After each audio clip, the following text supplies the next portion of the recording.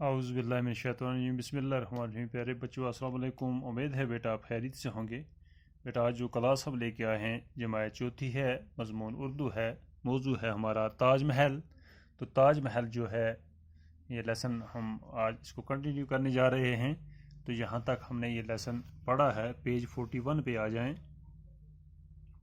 کہ ممتاز محل کی اس خواہش کے احترام میں شاہ جہاں تاج محل تعمیر کروایا ہے۔ ممتاز محل کی ایک خواہش تھی، یہ جب بیمار ہو گئی تو اس کی ایک وصیت تھی کہ میری موت کے بعد میرے مزار پر ایسی عمارت بنوائیں جس کا دنیا میں کوئی جواب نہ ہو۔ تو ممتاز محل کی اس خواہش کے احترام میں شاہ جہاں تاج محل تعمیر کروا دیا۔ تو آج اسے آگے، یہ خوبصورت عمارت آگرہ میں جمنا ندی کے کنارے واقع ہے۔ اس کے احاطے کا صدر دروازہ بہت اونچا اور لال پتھر کا بنا ہوا ہے۔ صدر دروازے میں داخل ہوتے ہی سنگ مرمر سے بنا ہوا سفید تاج محل نظر آتا ہے۔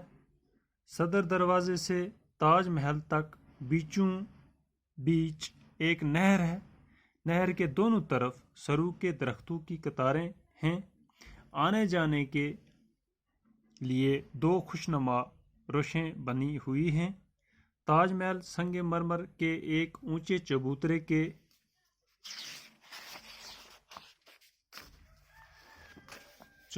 کے بیچوں بیچ بنایا گیا ہے۔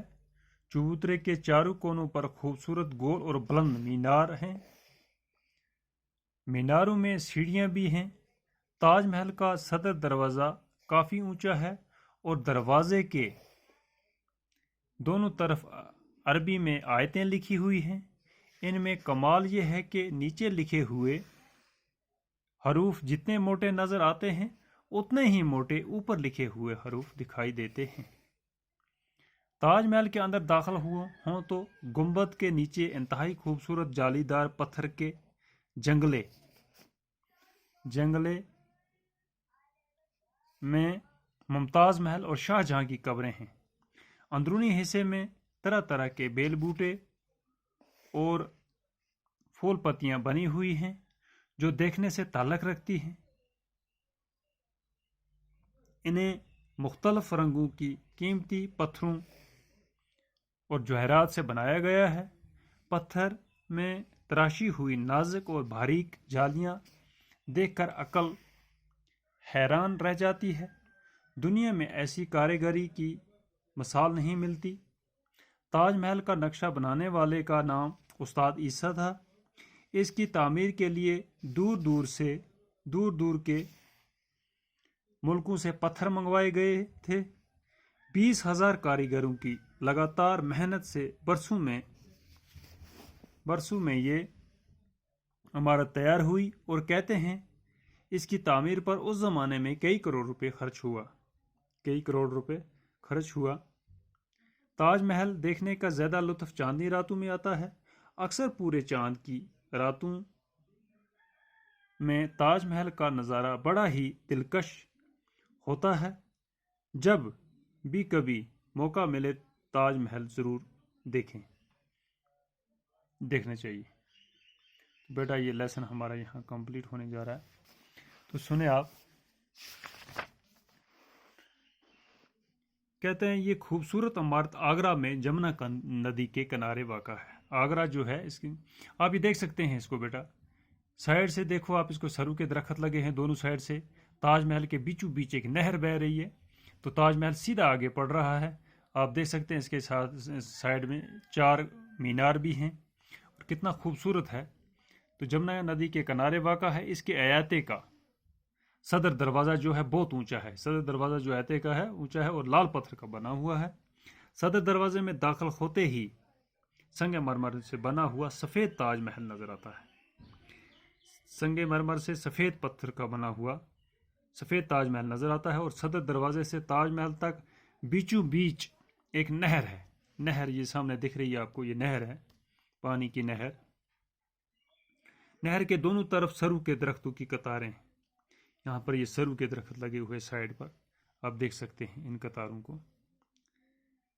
آنے جانے کے लिए दो खुशनुमा रोशनी बनी हुई हैं। ताज महल संगे मरमर के एक ऊंचे चबूतरे के बीचों बीच बनाया गया है। चबूतरे के चारों कोनों पर खूबसूरत गोल और बुलंद मीनार हैं। ऊंचे ऊंचे मीनार बनाए गए हैं और मीनारों में सीढ़ियां भी हैं। इन चारों मीनारों में सीढ़ियां भी हैं। ताजमहल का सदर दरवाज़ा काफ़ी ऊंचा है और दरवाजे के दोनों तरफ अरबी में आयतें लिखी हुई हैं। दरवाजे के दोनों तरफ अरबी में आयतें लिखी।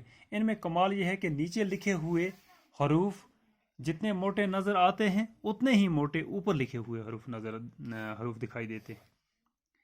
ताजमहल के अंदर दाखिल हों तो गुंबद के नीचे इंतहाई खूबसूरत जालीदार पत्थर के जंगले हैं में मुमताज़ महल और शाहजहां की कब्रें। कहते हैं मुमताज़ महल को भी वहाँ दफनाया था और जब शाहजहां की वफात होती है शाहजहां को भी वहीं दफनाया गया है। दोनों की कब्रें वहाँ उन जाली में से नजर आती हैं। अंदरूनी हिस्से में तरह तरह के बेल बूटे, अंदरूनी हिस्से जो अंदर वाला हिस्सा है वहाँ पर तरह तरह के बेल बूटे और फूल पत्तियाँ बनाई हुई हैं जो देखने से ताल्लुक़ रखती हैं। इन्हें मुख्तलिफ रंगों के कीमती पत्थरों और जवाहरात से बनाया गया है। पत्थर में तराशी हुई नाजुक और बारीक जालियाँ, पत्थर की तराशी हुई नाजुक और बारीक जालियाँ हैं, देखकर अकल हैरान रह जाती है। दुनिया में ऐसी कारीगरी की मिसाल नहीं मिलती। पूरी दुनिया में ऐसी कारीगरी की मिसाल नहीं मिलती जिस तरह ताजमहल को बनाया गया है। ताजमहल का नक्शा बनाने वाले का नाम उस्ताद ईसा था। जिसने इसका ये नक्शा बनाया उसका नाम उस्ताद ईसा था। इसकी तामीर के लिए दूर दूर के मुल्कों से पत्थर मंगवाए गए थे और 20,000 कारीगरों की लगातार मेहनत से बरसों में 20,000 कारीगर जो तैयार करने वाले थे इसमें लगे और बरसों में इमारत तैयार हुई। और कहते हैं कि इसकी तामीर पर उस ज़माने में कई करोड़ रुपए खर्च हुए। बहुत सारे पैसे खर्च हुए करोड़ों के हिसाब से। ताजमहल देखने का ज़्यादा लुत्फ़ चांदनी रातों में आता है। जब चांदनी रातें होती है तो चांदनी रातों में इसको देखने का लुत्फ़ आता है। अक्सर पूरे रात की जो पूरा रात का चांद होता है उन कहते हैं पूरे चांद की रात की में ही ताजमहल का नज़ारा बड़ा ही दिलकश होता है। जब भी कभी मौका मिले तो महल ज़रूर देखना चाहिए। तो बेटा आज इतना ही, तो कल इंशाल्लाह इसको हम कंटिन्यू करेंगे आगे। बाकी खुदा हाफिज़।